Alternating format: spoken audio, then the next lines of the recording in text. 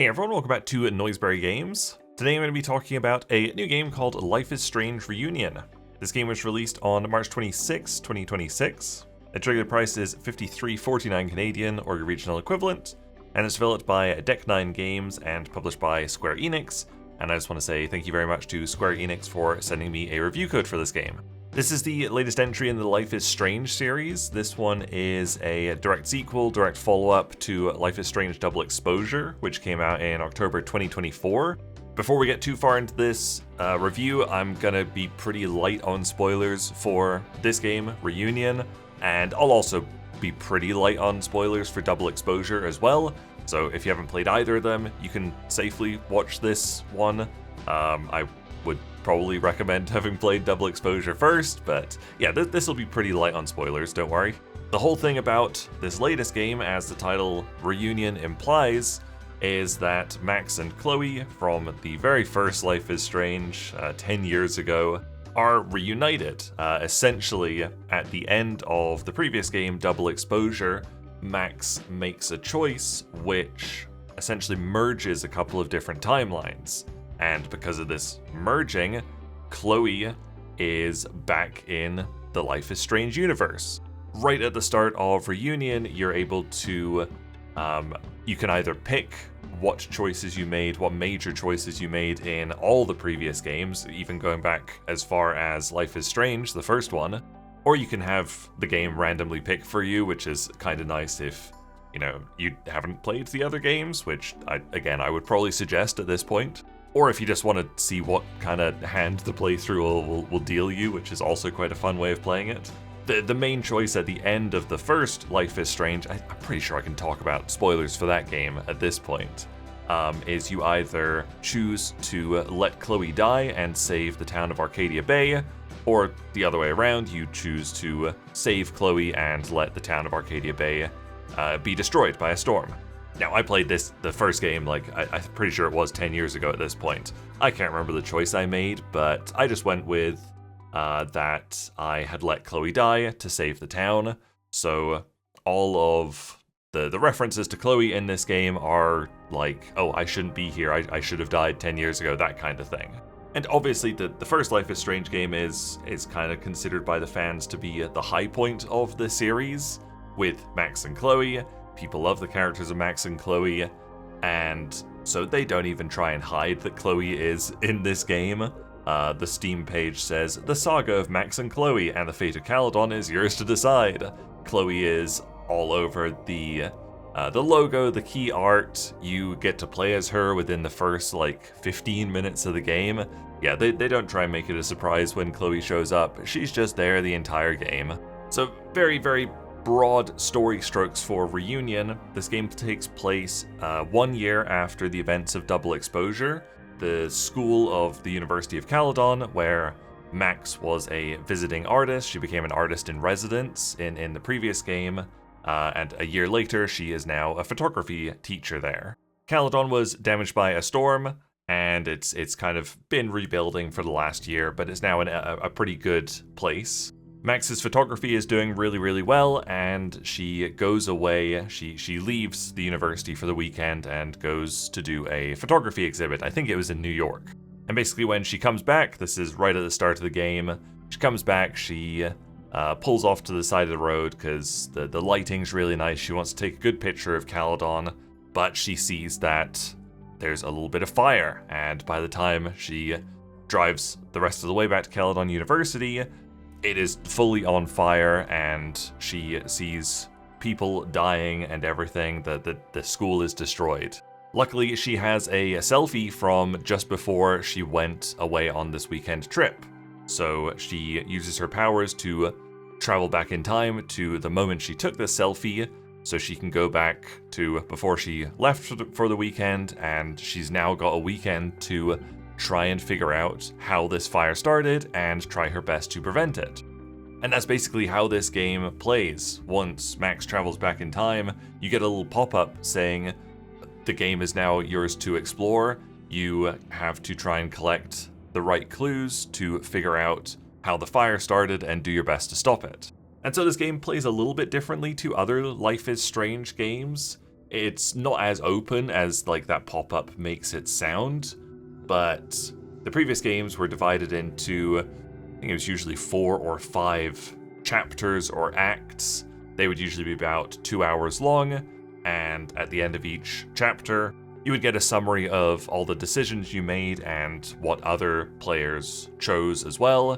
You'd get kind of a good episodic ending point, and then you could pop right into the next one if you wanted. This game isn't split up into chapters at all. You play through the entire thing, and then right at the end of the game, you get to see all the choices you made and how they compare to other players. The game is a little bit shorter than Double Exposure. Double Exposure took me about 12 hours to finish. Life is Strange Reunion only took me about 9 hours to complete. And because it's so directly tied to the previous game, and because it's laid out in a different style to the other Life is Strange games, where it's not episodic, it's just all in one go, it definitely feels almost like a standalone DLC for Double Exposure. It is priced about $12 Canadian less than Double Exposure, which is good, but because it's only a year after the previous game and it's set in the exact same place, it's set on the grounds of Caledon University, all the character models, the majority of the set pieces and environments were already made. This must have been quite, in the grand scheme of things, quite a straightforward game to put together, honestly.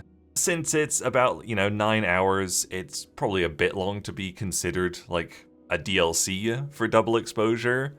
I guess you could sort of see it as like a standalone DLC, but it's not marketed like that at all. But yeah, I do think because, it uses all the models and environments and everything from the previous game, they could have priced it a little bit lower, I think, especially if they had made it as an expansion for the first game. If you make it so that it requires owning Double Exposure, you could make this one pretty cheap, I think. But I guess they're kind of banking on people seeing Max and Chloe in the store page and being like, I gotta buy this, and then it won't make any sense to them if they haven't played the previous game. I personally did not think this was nearly as strong as Double Exposure. I really liked Double Exposure. I've liked all the Life is Strange games, but even the spin-offs, even the non-Max Caulfield games. But yeah, I really liked Double Exposure, and I didn't think this was as good as Double Exposure personally. I am very much in the minority there, though. Double Exposure on Steam has a 66% positive rating, while Reunion has a 92% positive rating.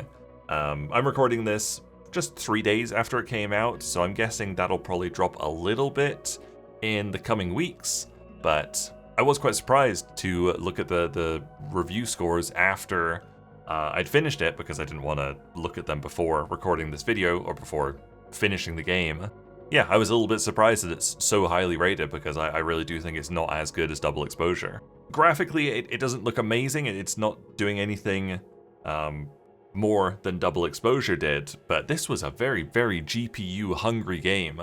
My RTX 5090 was routinely at about 98% usage, which was kind of crazy. Like, the fans in my computer were going quite loud when playing this game, which is surprising because, yeah, it doesn't look incredible. It looks fine. It's very stylized, but yeah, it's not, realistic or anything like that. I did have to tweak the graphics settings a little bit. I ended up dropping it down from the very high preset to high, because it really was, I was a bit worried about the fans in my computer because they were so loud. And I also realized about an hour in that I needed to, the game had quite a subtle, but definitely still there, chromatic aberration filter, which is one of my most hated filters for a game. So I had to turn the entire post-processing setting all the way down to low. Always very annoying when all these settings are just lumped into post-processing, so it disabled vignette and I think probably bloom and depth of field was all disabled by setting this one setting to low. I would like to be able to set all those things individually, but I also would have turned off depth of field, because the depth of field in this game is really, really bad. I noticed it in the first hour. Whenever you'd see like the depth of field behind Max, it looked like if you use Zoom or Microsoft Teams and you use the option to blur your background, sometimes when you move your head around, you know, like a little bit around your ears will become unblurred, that kind of thing. The depth of field effect in this game looks exactly like that, so depth of field was very, very poor. Definitely good to disable that with the post-processing setting. I did just take a quick look into the Steam reviews, and most of the positive ones are like, really good game if you love Max and Chloe and their relationship. And then like the top one right now is not recommend. And it says, if you believe that all Life is Strange canon should be about is Max being with Chloe, then this game's for you. Under any and every other circumstance, avoid this game at all costs. I wouldn't go quite that hard, but yeah, maybe that's why I don't rate it as highly as Double Exposure, because yeah, Max and Chloe isn't the be-all end-all for me. I like all the other characters. I liked True Colors.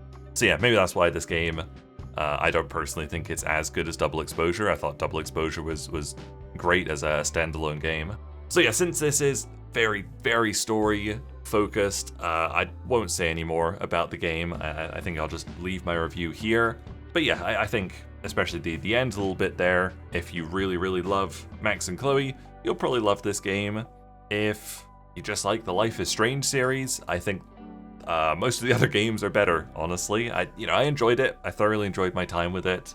But the whole time I was playing, especially being in the same locations as Double Exposure, I was like, yeah, I like Double Exposure a lot more than this. Thank you guys very much for watching. Make sure you leave a like and subscribe if you enjoyed this video, and I'll see you guys later. Bye!